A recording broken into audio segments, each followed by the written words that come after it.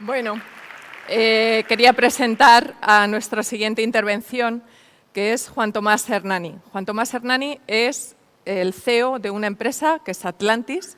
Y Atlantis la hemos traído como ejemplo porque es un ejemplo de innovación y de cómo, aplicando un modelo disruptivo en el ámbito de los microsatélites, se están planteando nueva forma de dar servicios integrados con información territorial y espacial de forma conjunta. Creo que Juan Tomás no necesita mucha presentación, gran parte de los que estáis aquí le conocéis, y sí que yo sí he aprendido, y es que este señor tiene una dilatada experiencia no solamente en el ámbito público, que es la más conocida, como sabéis fue secretario de Innovación, sino en la empresa privada. Ha pasado por empresas de tecnología, empresas de alimentación, lo cual le da una experiencia que puede compartir con todos vosotros. Adelante, Juan Tomás. Muchas gracias, Inés.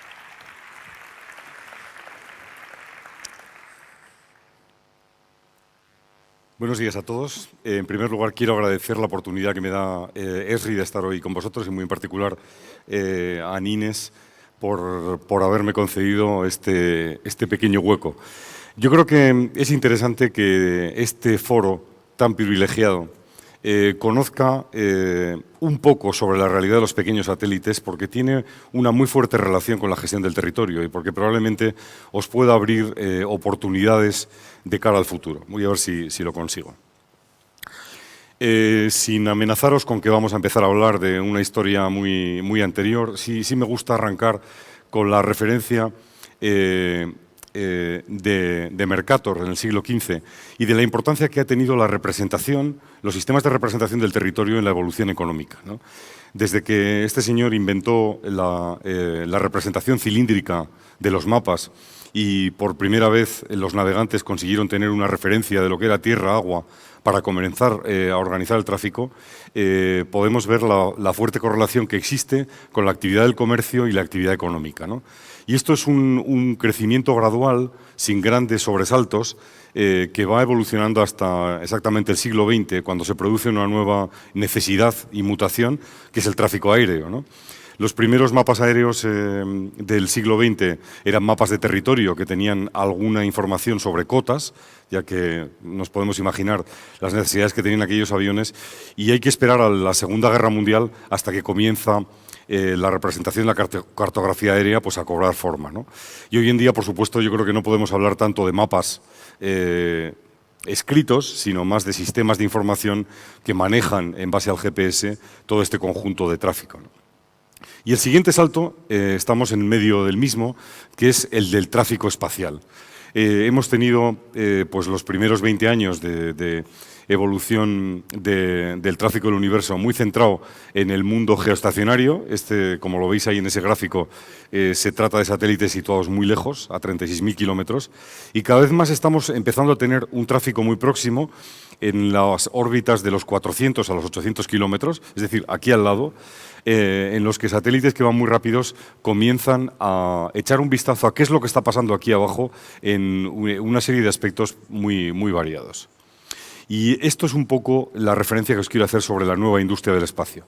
Quizás hablar de la vieja industria, luego por oposición, no penséis que es un adjetivo peyorativo, pero ciertamente las coordenadas de una y otra son radicalmente distintas, ¿no?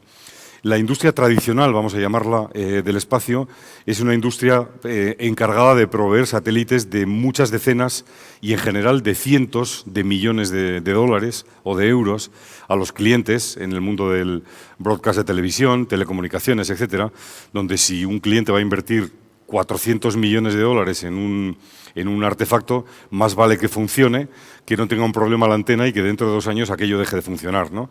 Obviamente esto ha configurado una industria tremendamente conservadora, donde todos los sistemas están archiduplicados, testeados por separado, donde la capacidad de innovación es muy corta, porque el esfuerzo de introducir una nueva tecnología a bordo pues se mide muy mucho. Por cierto, lo mismo que sucede en la aeronáutica, ¿no? Donde es un sector que probablemente la tecnología operacional está muy por detrás de lo que el mercado puede ofrecer, donde el riesgo está tremendamente controlado, no solamente por el backend de las compañías de seguros, donde por supuesto cualquier lanzamiento está asegurado económicamente, sino también desde el punto de vista tecnológico, con la redundancia. Como decía, la evolución es lenta.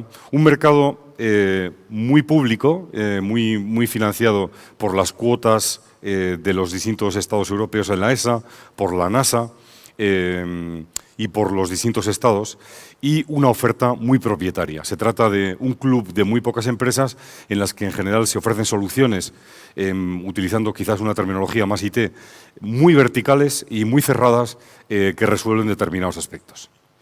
La nueva industria del espacio es una industria que proviene de muchos sitios, en general de otros lugares de la economía, donde tiene componentes y tecnologías muy relevantes para volar, ¿no?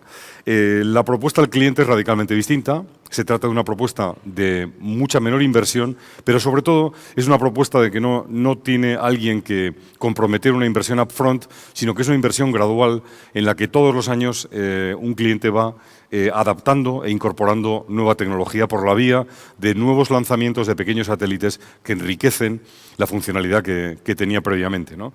Por supuesto que el riesgo es un tratamiento muy diferente, los sistemas no están archiduplicados y el riesgo está diversificado, en el sentido de que si un satélite me falla, tengo otro conjunto de satélites que me hacen la misma función.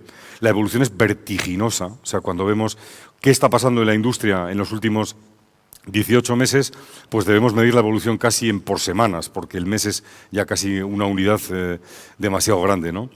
Y el público, el mercado objetivo empieza a ser complementado por nuevas aplicaciones donde el sector privado comienza a demandar estos servicios de información. Es una industria muchísimo más abierta, de componentes, de compraventa, de integración, en el fondo algo a lo que seguro que vosotros estáis mucho más habituados. Esta es una foto de cómo está el mercado. Lo que podemos decir es que este es un cuadro muy objetivo porque es cuáles son los bookings o las reservas de lanzamientos para los próximos años. En este sector, por desgracia todavía hoy, hay que hacer reservas con años de antelación para poder lanzar y como vemos aquí, el número de lanzamientos de satélites hasta 50 kilos se multiplica por 4 en 3 años. Pero como veis, la gráfica tiende a tumbarse en los últimos años, hasta el 2019. Esto, en cierta medida, obedece a que uno ya no ha hecho más reservas a partir del 18, ¿no? Pero si tomamos la rampa que tiene esta gráfica 14-16, lo que veremos es que la evolución va a ser muchísimo más exponencial. Solamente la implementación de los planes de Elon Musk, de Google, que están anunciando constelaciones de satélites del orden de 800, 900, pues son tantos como el doble de lo que se está lanzando en este momento cada año. Por tanto, es una economía en boom. Dejadme que os diga dos palabras sobre Satlantis. Satlantis es una compañía que se posiciona en proveer servicios de inteligencia a clientes con grandes problemáticas de infraestructuras, en general medidas en cientos de kilómetros o en miles de kilómetros incluso, utilizando cada vez mayor cantidad de datos provenientes de tierra y de espacio en una filosofía de integración en el que un conjunto de tecnologías cooperan para aportar esa solución final partiendo de, digamos, nuestro valor añadido primigenio, que es una constelación de pequeños satélites que proporciona la información. Esto es como nace la compañía, este es el invento, esto es más o menos esta cámara binocular con los sistemas de vuelo que vienen en la parte de abajo, tiene las dimensiones de una caja de vino, 50 kilos, y digamos esta pequeña tecnología pues hace lo mismo que un satélite en mercado de aproximadamente 180 a 200 kilos. Este es un poco nuestro factor competitivo. La miniaturización nos ha permitido tener una competitividad muy importante y digamos, poder lanzar al mercado este conjunto de servicios. Esta es la evolución de la compañía, con una ambición y crecimiento importante que van desde proyectos tecnológicos que estamos haciendo hoy pues con comunidades autónomas, con ayuntamientos, el poder proporcionar, digamos, sistemas que les aporten información de su territorio, hacia constelaciones ya en mano, esto quizás más pensado pues para países, para terminar dando servicios de inteligencia pues para el control de fronteras, para la protección de grandes infraestructuras de oil and gas, etcétera.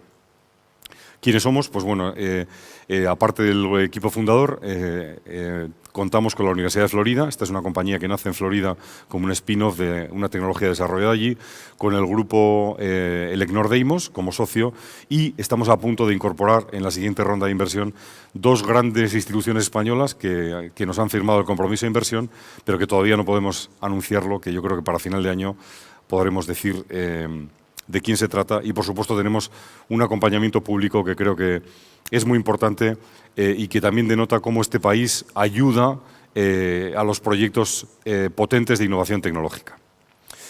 El concepto que quería plantear es que los pequeños satélites proporcionan una idea de subir la tecnología de información al espacio, ¿no? Con un tratamiento que al final es muy parecido al de imaginarnos que lo que tenemos son peces volando, que cada año van a tener más capacidad sensórica, más capacidad de proceso, de almacenamiento, de transmisión. En definitiva, que le van a dar al cliente unas prestaciones cada vez mayores. El cliente va a poder subirse porque no tiene congelada su capacidad de inversión en el instante inicial, ya que todos los años, digamos, irá haciendo su upgrade tecnológico, y esto nos plantea, por supuesto, los problemas de compatibilidad. Es necesario que las distintas generaciones de satélites sean compatibles desde el punto de vista de arquitectura, de hardware, de su bus, los racks, de aplicaciones, sistema operativo, en fin, todo este mundo IT, también desde el punto de vista de operación. Todos los satélites que yo tengo en una sala que están volando tienen que tener una misma forma de operar. Y saber que la dinámica de mercado es que cada vez serán más baratos, cada vez tendrán más potencia, tendré que continuar invirtiendo una cantidad muy importante en I+D para poder seguir suministrando y aguantando esta tensión competitiva, en definitiva, como en todos los mercados, ¿no? Pero no solamente es una cuestión de IT in Space en cuanto al hardware, por así decirlo, al satélite, sino creo que quizás lo que más interesa aquí es cuál es la cuestión de compatibilidad con relación al downstream o con relación al conjunto de aplicaciones del territorio.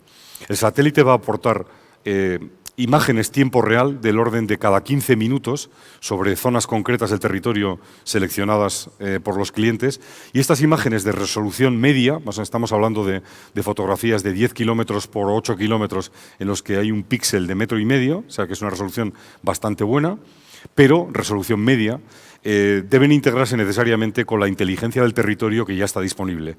Por eso colocamos aquí una arquitectura en la que Satlantis convoca a un conjunto de otros partners y desarrolladores para utilizar GIS ya existente para poder saber que esos píxeles que estoy yo viendo en una determinada zona, sé perfectamente que se trata de una caseta o de una tubería que tengo trazada, o tengo una fotogrametría de alta resolución que también puedo relacionar. Por tanto, creo que esta es la magia del enfoque de crecimiento. Se acabaron las aplicaciones verticales de espacio en la que cada empresa hace lo suyo y comenzamos a trabajar en un entorno abierto de intercomunicación de aplicaciones en los que vamos suministrándonos unos a otros la información generada.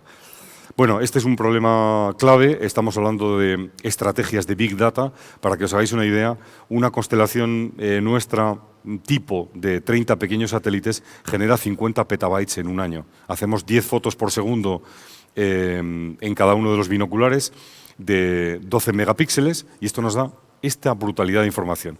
Tenemos nuestra propia problemática de reducción de datos para digamos, almacenar aquello que realmente puede aportar inteligencia, pero después hay todo un conjunto de algoritmos y procesos que necesitamos refinar. Una constelación siempre se construye contra unos objetivos determinados. Para que os hagáis una idea, un satélite tarda 90 minutos en dar una vuelta a la Tierra, es decir, va a 7 kilómetros por segundo. Es una velocidad impresionante. Este número de vueltas sobre un determinado punto sería perfecto si no fuera porque la Tierra también gira y se nos desplazan los puntos objetivo, para lo cual tenemos que tener combinaciones de órbitas que constituyen el servicio que proporcionamos a un determinado cliente. Bueno, pues esta combinación de órbitas, por así decirlo, hardware, debe relacionarse, como ponemos en la segunda parte del gráfico, con el resto de sistemas de información que me integran la información que yo genero para finalmente dar la función al cliente, que puede ser cualificar una alerta, proteger un oleoducto, determinar cuál es el porcentaje de aerosol en un barrio de Barcelona para un día contaminado, etcétera, etcétera. Estos layers, como digo, de información unos estáticos, otros de un componente dinámico bajo y finalmente los nuestros, que son, vamos a tener varios cientos de imágenes de cada zona del territorio por día, constituyen todo ese repositorio de datos contra los que los clientes, terceras compañías o nosotros mismos podemos desarrollar este conjunto de aplicaciones, ¿no? Por eso lo que decimos ahí es que la georreferenciación del siglo XXI permitirá una arquitectura abierta que maneje ingentes cantidades de datos, volviendo a separar, como lo hizo la informática en los 80s, los algoritmos, datos y procesos. No sé si os acordáis de la época de la banca, cómo se produjo un avance inmenso en la informática bancaria de los 80s cuando se separaron los datos de los procesos, de los algoritmos, ¿no? Aquello que parecía una revolución que era tan de sentido común, creo que, al menos desde la óptica de las empresas del espacio, es lo que hay que comenzar a implementar para abrir este campo pues, a todo el conjunto de desarrolladores. Y muchas gracias. Estoy a vuestra disposición para cualquier tipo de pregunta que me podáis hacer a lo largo del día. Gracias.